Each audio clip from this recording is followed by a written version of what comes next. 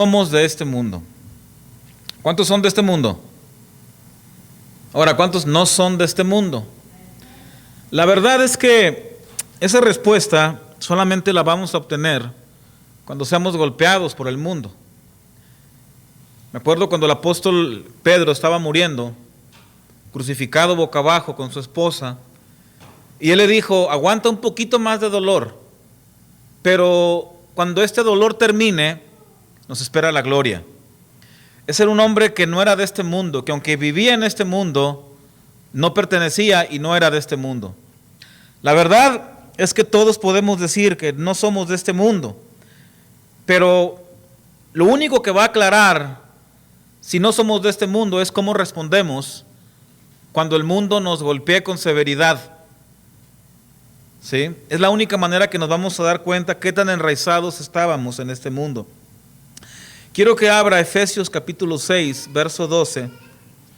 Fíjense lo que dice: porque no tenemos lucha contra sangre y carne, sino contra principados, contra potestades, contra los gobernadores de las tinieblas de este siglo, contra huestes espirituales de maldad en las regiones celestes. Hay una realidad, hermanos, que la Biblia deja muy en claro, y es que existe un mundo que nos rodea, un mundo invisible, que aunque no podemos tener acceso a través de nuestros ojos humanos, debido a la caída, no es que no exista, sino que no nos es permitido por el pecado poder tener contacto con ese mundo. No podemos verlo, no podemos palparlo.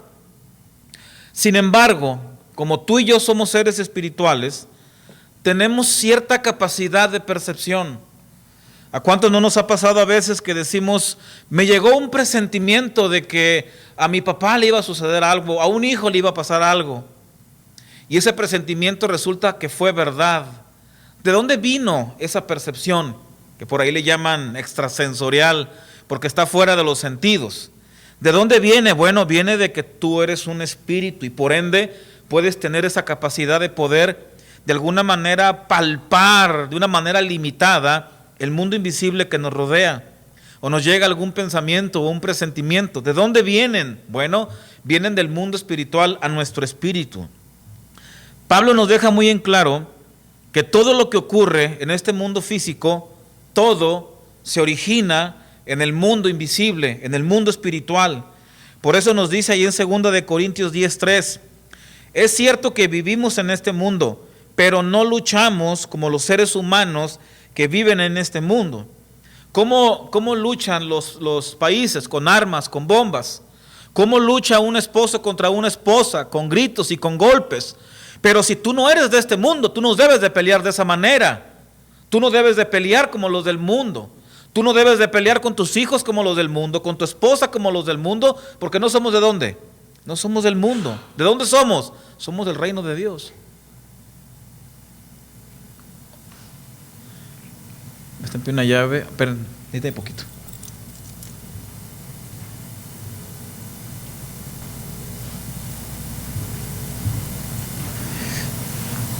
Por eso, nuestro verdadero enemigo no es carne, no es sangre, no es ningún ser humano.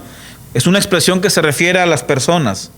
Fíjense que la palabra avivamiento siempre la hemos usado para hablar de la poderosa manifestación de Dios cuando Dios derrama su Santo Espíritu sobre los hombres. Pero esta palabra avivamiento, déjeme decirle algo, también el diablo tiene avivamientos de él. También el diablo aviva su reino. También los poderes de las tinieblas se avivan. En 1 de Juan 5:19, se lo leí el jueves, dice: sabemos que somos de Dios. ¿Cuántos saben que son de Dios? Fíjense que es una afirmación, dice: tú debes de saber que eres de Dios. Tú debes ya saber que eres de Dios.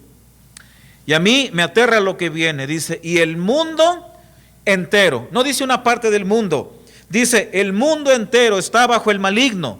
El mundo entero está bajo el poder del diablo. El mundo entero está bajo el poder de Satanás. Yo les decía hace 3 semanas que la gente cuando va al infierno no va en contra de su voluntad, va porque ahí quiere. Dice Juan que las personas amaron más que, amaron más las tinieblas que la luz. Por decisión, por elección, los seres humanos aman más las tinieblas que la luz. Y usted lo puede ver, las personas que aman más, la mentira, el conflicto, la guerra, la sangre, el desorden. Si los seres humanos amaran más las cosas de Dios, cada domingo lo que más estuviera lleno sería las cosas de Dios, sería su iglesia, los tiempos de oración. Pero usted ve ayer, usted ve que los sábados lo que está lleno son los antros, son los bares, son los centros de baile, porque la gente lo que más ama son las tinieblas que la luz. Por eso cuando una persona está en el infierno, está ahí porque en realidad no quiere estar con un ser que todo es verdad, que todo es rectitud, que todo es pureza. Hay un dicho que dice, si no te gusta orar, leer la Biblia, venir a la iglesia, entonces, ¿a qué quieres ir al cielo? Cuando tú hables Apocalipsis, dice que todos los seres humanos, ¿qué están haciendo? Adorando a Dios. Si no te gusta leer la palabra, ni orar, ni venir a la iglesia, tú eres uno de los que no quiere ir al cielo. Tú no quieres estar allá. En realidad tú anhelas el infierno, porque el infierno es todo lo contrario a lo que es Dios. Porque en el infierno hay dolor, porque ¿quién crees tú que es la fuente de todo placer y de todo bien? ¿Quién es? Dios. Dios es la fuente de toda bondad, de toda salud, de todo placer. Por eso cuando Dios se aleja de un lugar, ¿qué viene? Todo lo contrario a lo que es Dios. Dios es luz, en el infierno que hay, tinieblas. Dios es placer, en el infierno que hay, dolor, tormento y tortura. Dios es paz, en el infierno que hay, un terror todo el tiempo. El infierno es todo lo contrario a lo que es Dios. Y cuando la Biblia dice que la gente ama más las tinieblas, te está diciendo que la gente por naturaleza ama y elige por elección el infierno. Sabemos que somos de Dios. Y el mundo entero está bajo el poder de Satanás. ¿Qué quiere decir esto? Que Dios por el pecado del hombre le ha dado el permiso a Satanás de que él gobierne de cierta manera. Es como cuando se levantan los imperios. Dios permite que los imperios tengan un control, que asesinen personas, que tengan ese poder. Dios lo permite, ¿sí? Y al diablo se le ha permitido que tenga el gobierno total del mundo. Claro que Dios tiene sus limitantes, pero eso no anula que Dios le ha permitido al diablo hacer su imperio en este mundo y que pueda ejercer él su maldad, destruir, matar, arrancarnos el gozo, la felicidad. Él tiene ese derecho porque el hombre se lo dio en el Edén. Actualmente estamos teniendo un gran avivamiento de brujería. Es terrible que la gente consulte los astros, las cartas, el tarot, consulte a los adivinos. La nueva era no se diga, el ateísmo, los pensamientos en contra de Dios, ¿verdad? Nuestros hijos siendo jóvenes, abandonando las cosas de Dios y creyendo el ateísmo, cosas que no tienen nada que ver con la palabra de Dios. Es triste que muchas de las dudas que nuestros jóvenes tienen ya han sido respondidas. La típica pregunta, el otro día escuchaba una pregunta de alguien que decía, a ver, si Dios es bueno, ¿por qué mató tanta gente en el Antiguo Testamento? Y juzgando el carácter de Dios, quieren negar su existencia. Pero esa pregunta solamente está revelando que esa persona desconoce el carácter de Dios, desconoce cómo es Dios, cómo Dios juzga el pecado. ¿Sí? Pero con eso no anulas. Y es una respuesta bien obvia. Dios siempre va a castigar y destruir el pecado. ¿Cuánto dicen amén? Porque Él es un Dios santo. En una era de declive moral, impiedad, excesos, es normal que la gente comience ya a no creer en Dios y comience a abandonarlo. Por eso Pablo dice que no tenemos lucha contra carne y sangre, sino contra principados, contra potestades, contra los gobernadores de las tinieblas. Fíjense que el Nuevo Testamento, allí en 2 de Corintios 5:17, no lo abran, dice que si alguno está en Cristo, nueva criatura es. Las cosas viejas pasaron y todas ¿qué? Y todas son hechas nuevas. Ahora, hay una nueva actitud que a nosotros nos debe de regir y de dirigir. Yo les decía el jueves, quienes escucharon la predicación del jueves, Primera de Juan es una carta hermosísima. A lo mejor la pasamos por alto, pero es una carta de consuelo a las personas que estaban en ese momento.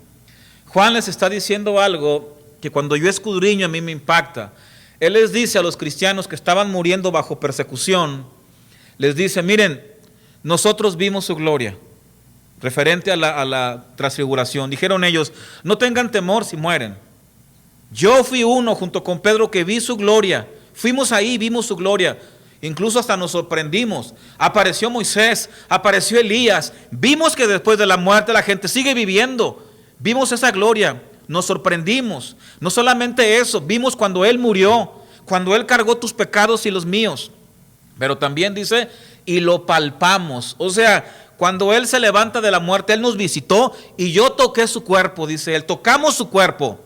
Por lo tanto, ese camino que tú y yo tenemos temor recorrer el día que dejemos esta vida, dice Él, no tengas temor, porque el Dios del universo, Cristo, ya lo ha caminado y es un camino seguro que podemos caminar cuando estamos en Él.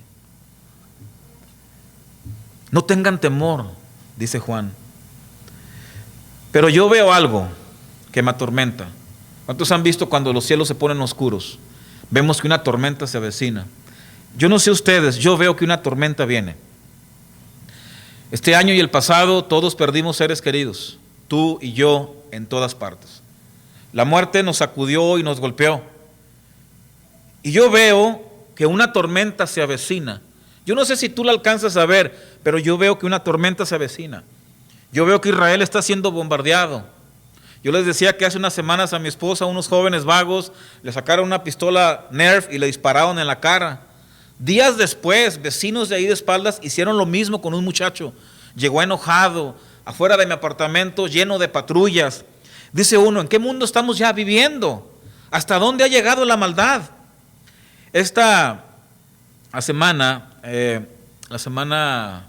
Ayer, hay una persona que conocemos. Él trabaja en la Procuraduría de Justicia en México. Y a él hace unas semanas atrás, su hija desapareció. Y él trabaja en la Procuraduría de Justicia. Qué término, ¿verdad? Y él pidió ayuda a las autoridades, él siendo parte de ese cuerpo de justicia en México. Pero no pudieron ayudarlo. Entonces lo que él hizo fue recurrir, ¿a quién cree usted? A los sicarios y a los cárteles. Y ellos la encontraron así. Ya le dijeron dónde está. Cuando yo reflexiono todo esto, ¿a qué nivel ha llegado la maldad? No solamente en México, sino aquí. ¿Y a qué nivel va a llegar todavía? Yo me pregunto y me quedo sorprendido de qué mundo les vamos a dejar a nuestros hijos, ¿verdad? ¿En qué mundo se van a quedar a vivir ellos? Mucha gente dice, no, es que los muchachos andan locos porque andan estresados por la pandemia. Yo les pregunto, ¿será el estrés por la pandemia? Viene una pregunta, ¿de dónde surgen las guerras? ¿Es la pandemia la culpable de que los jóvenes anden con pistolas agrediendo a la gente? Fíjense que la Biblia y solo la Biblia plantea la pregunta fundamental y solo ella tiene las respuestas adecuadas para el problema del ser humano. En ese texto, en Efesios 6, el apóstol nos lleva a la raíz de cuál es el problema del asunto, de este conflicto, y nos dice que el problema no es la pandemia.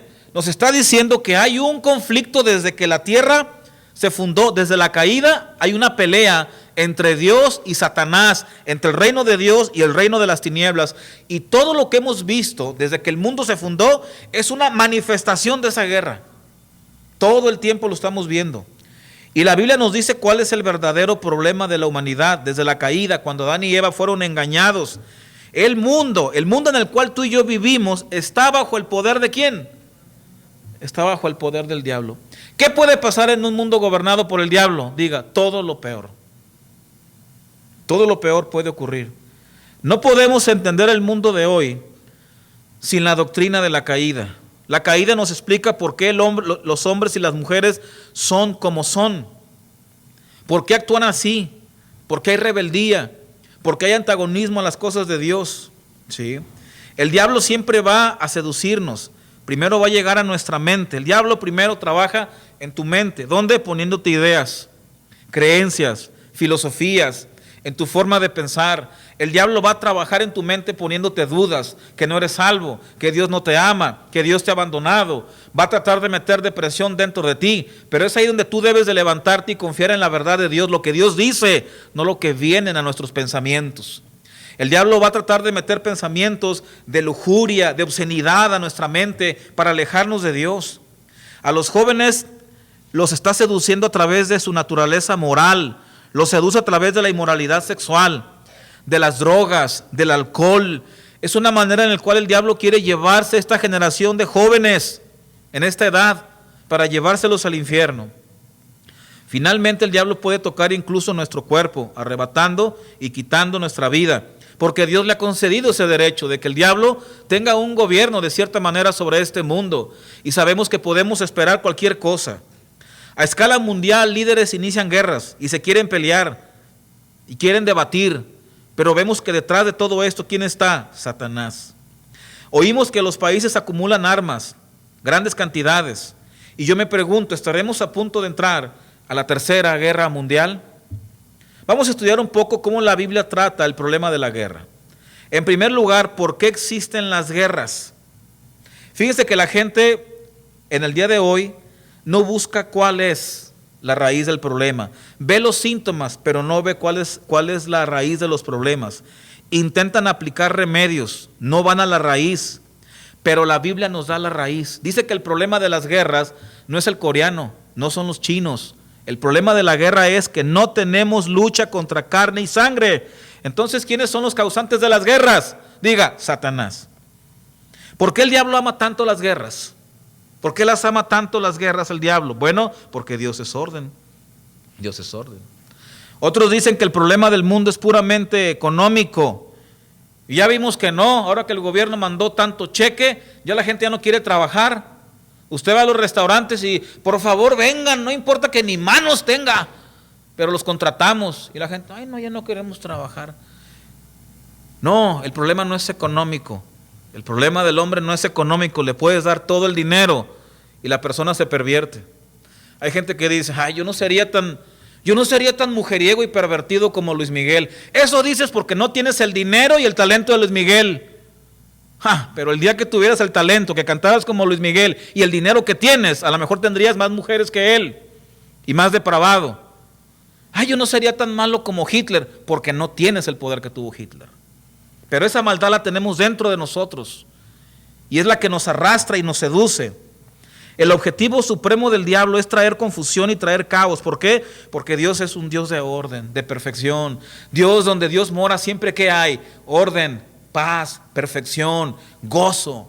Y el diablo quiere destruir todo lo que tenga que ver con Dios. Por eso, ¿qué mejor que las guerras para traer destrucción, confusión, desorden, muerte, miseria? Por eso el diablo se goza en que los países se peleen. Por eso el diablo se goza en que un matrimonio se divorcie.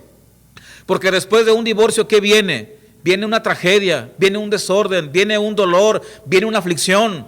Y el diablo se goza en destruir países, se goza en destruir matrimonios, se goza en destruir iglesias, porque es todo lo contrario a lo que es Dios. Dios quiere que los países vivan en paz y en orden. Dios quiere que los matrimonios sean para toda la vida, por eso Él aborrece el divorcio. Y Dios quiere que las iglesias sean sólidas y que sean una luz en el mundo para que brillen en medio de las tinieblas. ¿Cuánto dicen amén? El diablo juega con la mente y con la naturaleza moral de los seres humanos. Pero déjenme profundizar un poco más. ¿Qué provoca o cómo provoca el diablo las guerras? Primero, el diablo ataca la mente de las personas y los tienta a rebelarse contra lo que Dios ha mandado y lo que Dios ha establecido, ¿verdad? El hombre es llamado a obedecer la ley de Dios y lo primero que el diablo lo seduce es a lo mismo que sedujo a Adán y Eva. Con que Dios dijo que esto debe de ser así, no, mira, no le hagas caso. Y cuando nosotros no obedecemos un mandamiento de Dios, como Dios lo planteó, ¿cómo se le llama eso? Diga fuerte, rebeldía. Rebeldía. Y cuando nosotros no obedecemos algo tal cual lo dijo Dios, nos estamos comportando igual. ¿A quién cree? A Satanás. Igualitos. No nos parecemos nada a Dios. Por eso Él quiere que vivamos en rebeldía. Él quiere traer anarquía sobre una nación, anarquía sobre una casa, anarquía sobre una iglesia.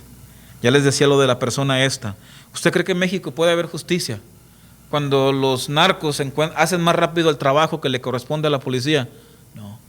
Por eso necesitamos orar por nuestros gobernantes, que Dios nos lo pide, para que haya justicia. Las personas pueden afirmar acuerdos de paz, pero alguien dijo, ese tiempo de paz nomás lo están aprovechando para fabricar más armas, y es verdad. Nadie puede crear la paz, solamente el príncipe de paz. Entrando en más detalle, el diablo también actúa trabajando en nuestro orgullo, tanto nacional como personal. El orgullo es la causa de muchas guerras a lo largo de los siglos y ha sido la contienda entre los individuos. El orgullo siempre va acompañado de la avaricia, porque te pones a ti mismo en el lugar de cualquier otra persona. Tú eres mejor que los demás, y las naciones creen que tienen el derecho de poseer la tierra de otras personas, y de pronto nos creemos que somos mejores que los demás, y eso no es más que una manifestación del orgullo. Fíjense, en la Biblia está llena de los métodos que el diablo ha usado. Por ejemplo, ¿cuál fue la primera guerra, el primer asesinato? ¿Cuál fue el primero?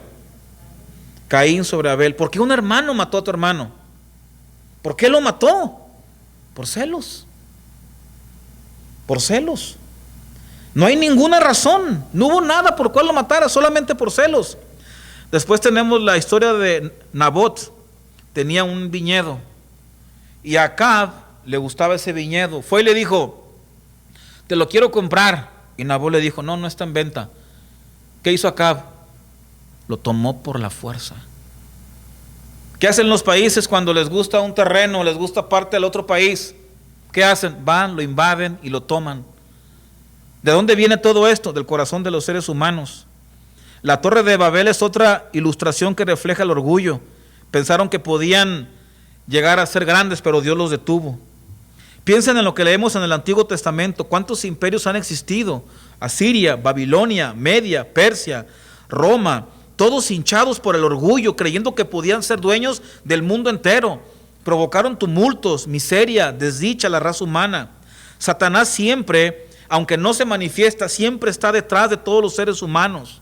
Ahora existe un factor adicional. ¿Se acuerdan cuando Nabucodonosor se proclamó Dios? Y dijo: yo soy Dios. ¿Y qué le hizo el Señor? Pues no eres. Y lo volvió un animal.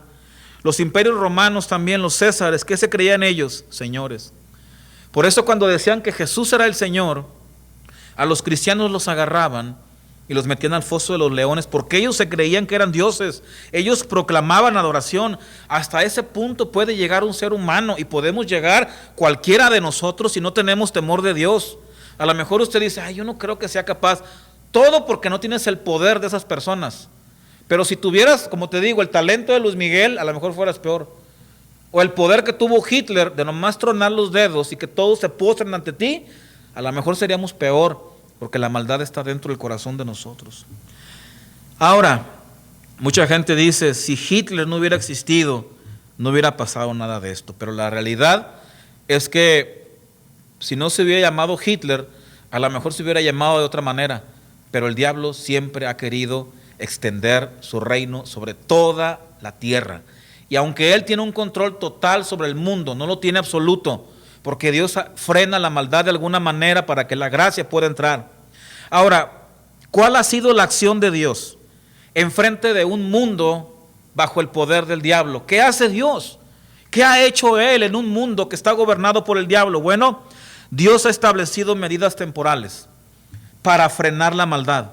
Y cuando me refiero a medidas temporales, me refiero a los gobiernos y a las autoridades. ¿Cuántos este mes han orado por la policía de donde viven? ¿Cuántos han orado por su policía? 2 nomás.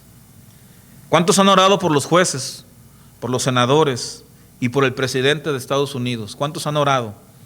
Romanos 13:1 es un pasaje que yo he puesto, y cristianos incluso hasta se han enojado conmigo, porque a muchos no les gusta el presidente de México. Y yo no tengo ni nada, ni bueno ni malo.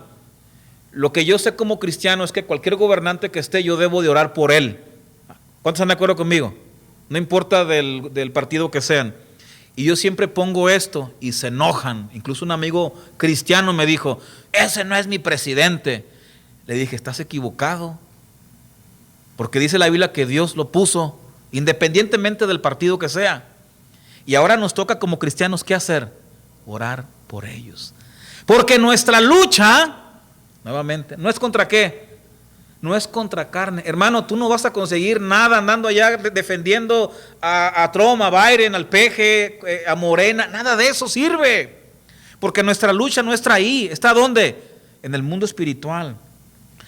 Dice Romanos 13:1, sométase toda persona a las autoridades superiores, porque no hay autoridad sino de parte de Dios, y las que hay por Dios, ¿qué? Han sido establecidas. O sea, debido a la influencia del diablo y de sus fuerzas del mal y del pecado, Dios instituyó el gobierno a los príncipes, a los magistrados, y les concedió ciertos poderes para que ellos puedan frenar la maldad. En palabras de Pablo dijo, porque no en vano lleva la espada. El soldado dijo allá, pero ¿cómo lo traducimos ahora? No en vano el policía lleva el revólver. ¿Verdad que no lo lleva en vano? ¿Cuántos saben que el policía sí lo dispara? ¿Verdad que sí? ¿Cuántos saben que si tú bromeas que traes una pistola, él te va a disparar? Él no la lleva en vano, no la lleva de lujo. En México a lo mejor sí, que no traen balas, pero los de aquí sí la traen de veras y sí disparan. Ha habido casos de jóvenes que sacan una de plástico y el policía ¿qué hace? Que no la lleva en vano, la lleva porque la va a usar. A veces me sorprende gente que se pone al tú por tú con los policías. Hermanos, ellos son la autoridad puesta por Dios. Tú debes de guardar silencio y obedecer, porque Dios los puso.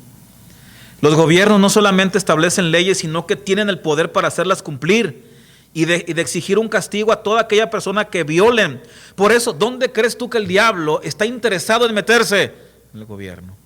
Por eso Dios nos pide encarecidamente que oremos ¿por quién? Por los gobernantes que van a frenar la maldad. Por eso cuando la impunidad entra a un gobierno, ese país se acabó. Porque ya no hay justicia en ese país. La Biblia dice que todo lo que se ve es una copia de lo que no se ve. Y el frenar la maldad y el castigarla es parte del carácter de Dios. Dios va a castigar y a frenar toda la maldad. Por eso Dios instituyó el gobierno como una medida temporal para frenar la maldad. Por eso Dios nos pide que oremos por el presidente, porque Satanás va a luchar para ganar su corazón y para usarlo para extender su maldad. Y de pronto se levanta un presidente por el cual el país no oró y de pronto dice vamos a volvernos socialistas. Y de pronto el país queda completamente sumergido en las tinieblas, como le pasó a Venezuela. Y le puede pasar a México, y le puede pasar a Estados Unidos, y le puede pasar a cualquier nación. Por eso tenemos que orar por nuestros gobernantes, porque Dios los puso para frenar la maldad. Aquí todavía tú puedes ver que existe cierta fuerza del gobierno para frenar la maldad. Ocurre algo y los policías se mueven rápido. En México ni se mueven, porque Satanás ha logrado controlar eso en otros países. Yo hago una pregunta, ¿quién inventó las cárceles? El mismo que inventó el gobierno. Si tú estudias, tú te vas a dar cuenta, ni los romanos ni los griegos, tú te vas a dar cuenta y te vas hacia atrás y te vas a dar cuenta que quien inventó el gobierno y quien inventó las cárceles fue Dios. Es un principio de Él. Acompáñame a 2 de Pedro 2:4. Quiero que notes cómo las cárceles existen incluso desde antes de que el mundo existiera. No es un invento de ningún humano. Dice, porque si Dios no perdonó a los ángeles que pecaron, sino que arrojándolos al infierno, los entregó ¿a qué? Dígalo fuerte. A prisiones de oscuridad para ser reservados al juicio. ¿Tiene Dios cárceles? Sí. ¿Para qué lanzó a estos ángeles? Diga, para frenarlos. ¿Dónde los tiene frenados? En esa cárcel. ¿Para qué se mete a un criminal a una cárcel? ¿Por qué el Chapo está en la cárcel? Diga, para frenarlo, de que haga maldades. Y aquí sí los frenan, no como en México, ¿verdad? Que allá desde la cárcel mandan, es otra cosa. Para frenar la maldad. El sistema penitenciario no es un invento humano, esto viene del reino invisible. En Judas 6 dice, y los ángeles que no guardaron su dignidad, sino que abandonaron su propia morada, los ha guardado bajo la oscuridad en prisiones eternas. ¿En prisiones qué? Eternas. Y luego dice, para el juicio del gran día. O sea, Dios tiene una penitenciaría donde todos aquellos que no han conocido al Señor o que se han revelado al Señor están en ese lugar, esperando el juicio para llegar a la cárcel mayor, que nosotros la llamamos como reclusorio, que ese es el lago de fuego, que es el lugar donde pasarán la eternidad. Antes del diluvio la tierra estaba llena de personas y solo 8 obedecieron. Y yo pregunto, ¿dónde están todos los demás que no se salvaron en el arca? Diga, en la cárcel. ¿En cuál? En la de Dios. Abra 1 de Pedro 3:19.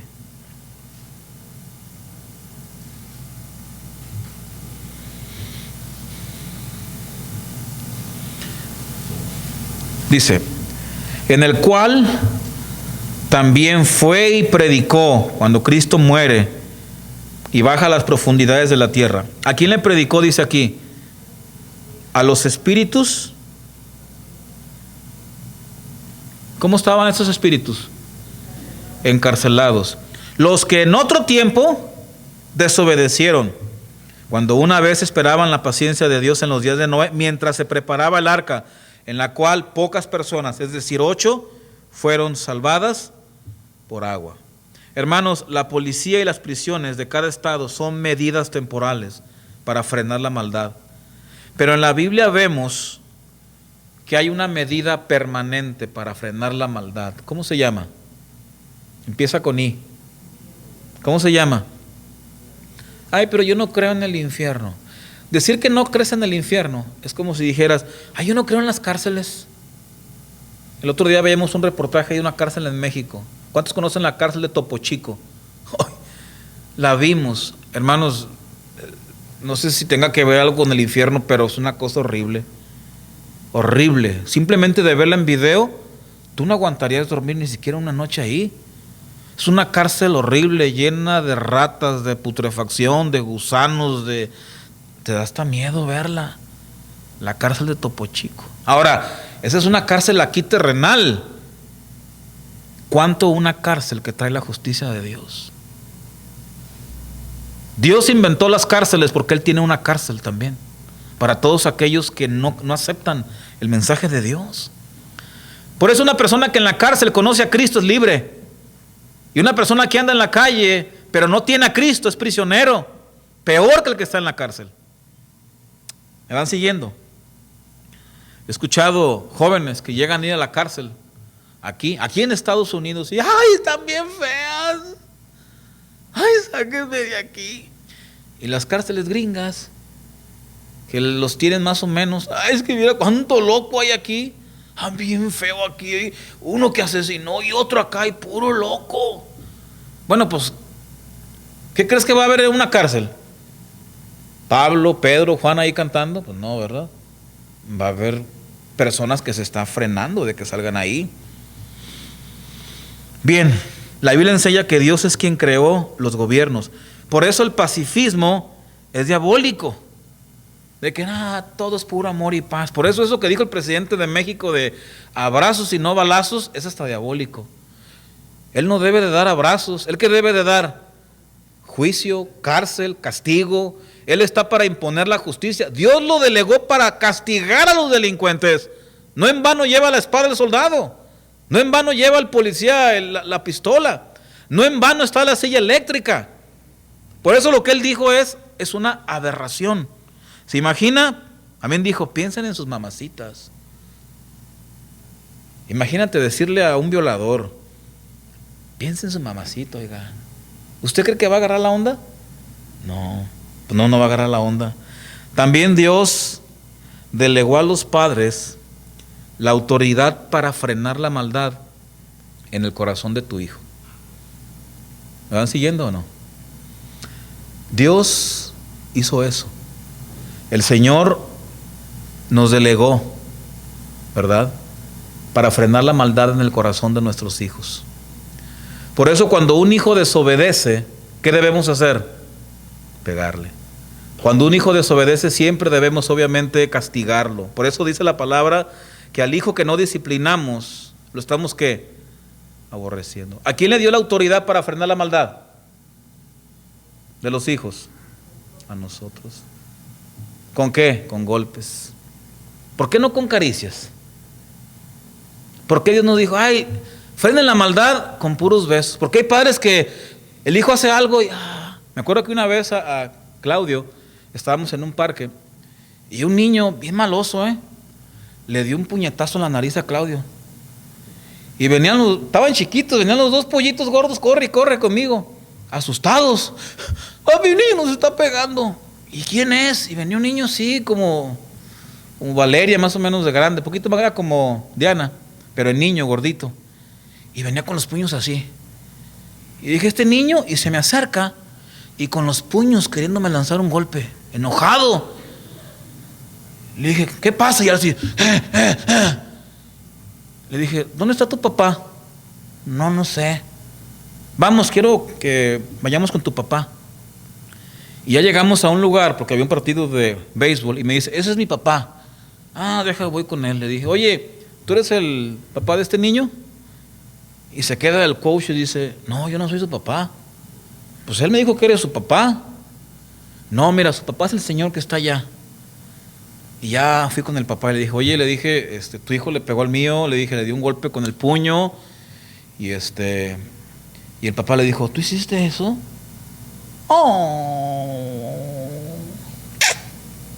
Oh, my son. Ahí está el peje, ¿verdad? Lo abrazó. Cuando nosotros sabemos que Dios nos ha dado una encomienda, el policía no lleva en vano la pistola, el papá no lleva en vano el fajo, o no sé usted qué use. ¿Tú qué usas, hermano Iván? Cinturón, todavía es a la antigüita, ¿verdad? ¿Tú qué usabas, tío Cuco? ¿Todavía el cinto? ¿Qué marca? No sé. Porque obviamente es la manera de frenar ¿qué?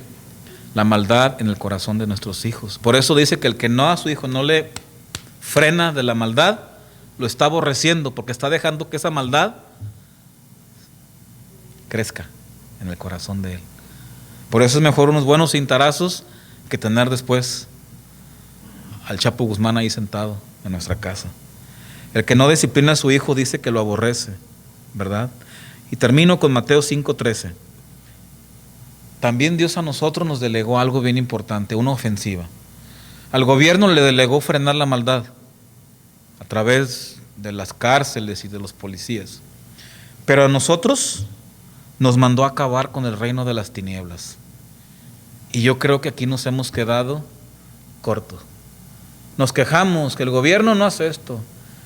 Que el gobierno nunca encuentra a los delincuentes. Pero Dios nos dio un poder más fuerte a nosotros. Y es acabar con las tinieblas.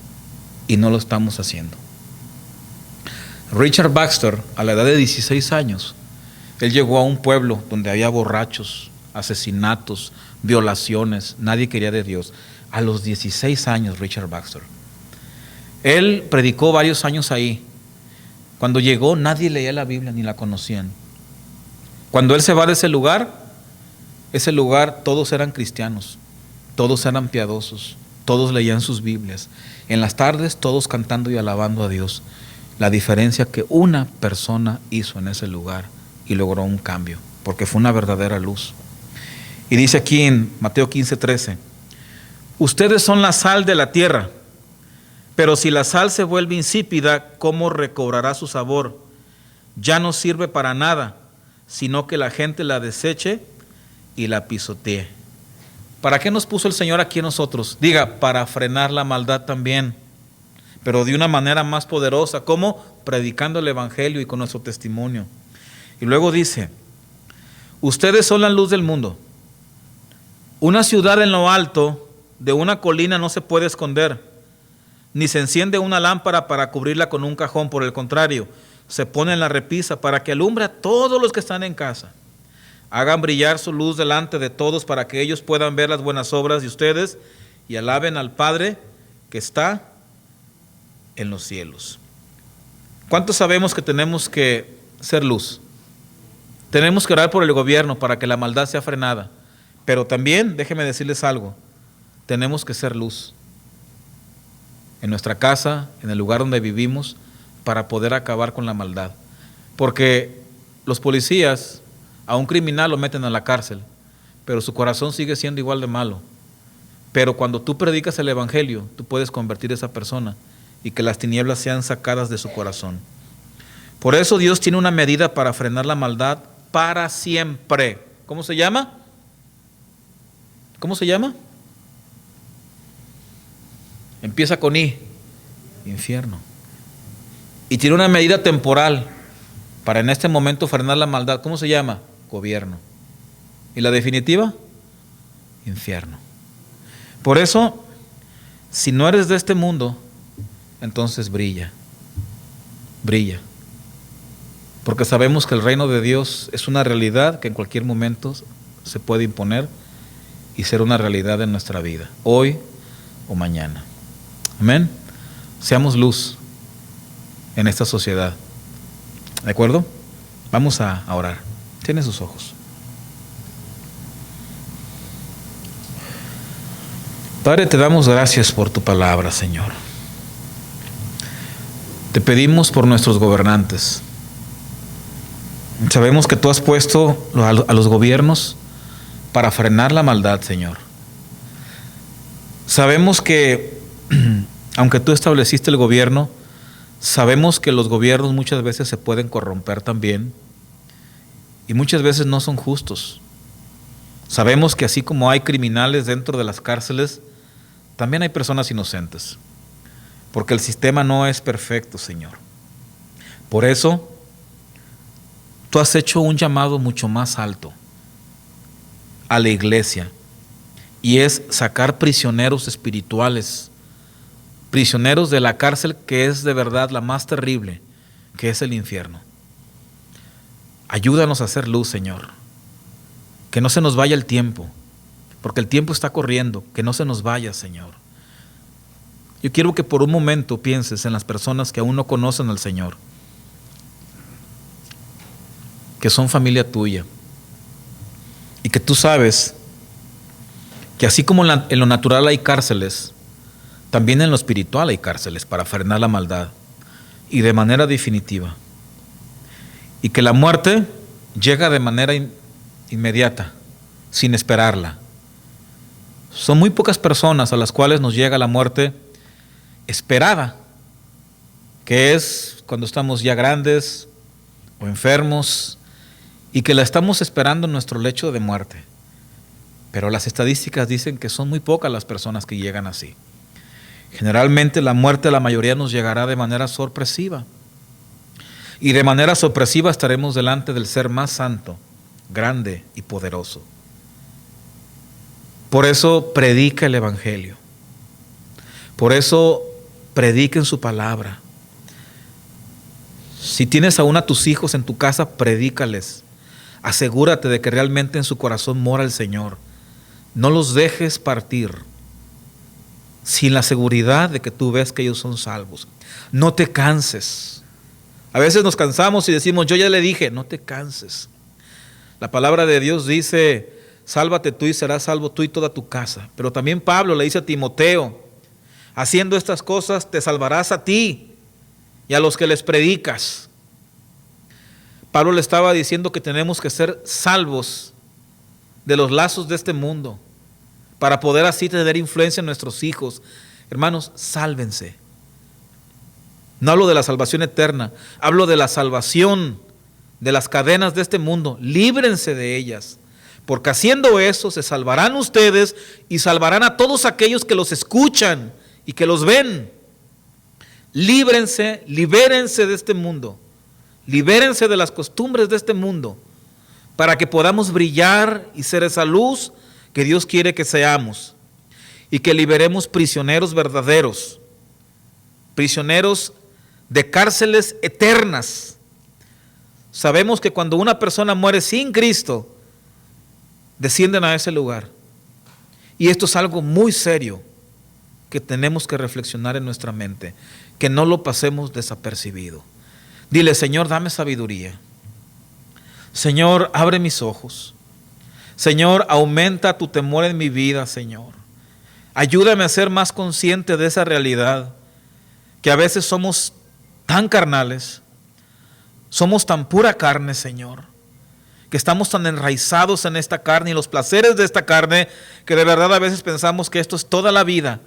Vivimos engañados, Señor, pensando que no hay un mundo espiritual, Señor, líbranos de esa forma de pensar.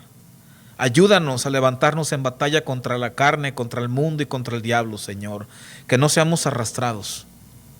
Que no seamos arrastrados por las tinieblas. Fortalécenos, cámbianos, transfórmanos, Señor. Dígale, ayúdame, Señor. Si tú estás batallando, dile, ayúdame, Señor. Ayúdame, Señor. Dame tus fuerzas. Dame tu sabiduría. En el nombre de Jesús te lo pedimos, Señor. Amén y amén. Denle un aplauso fuerte al Señor.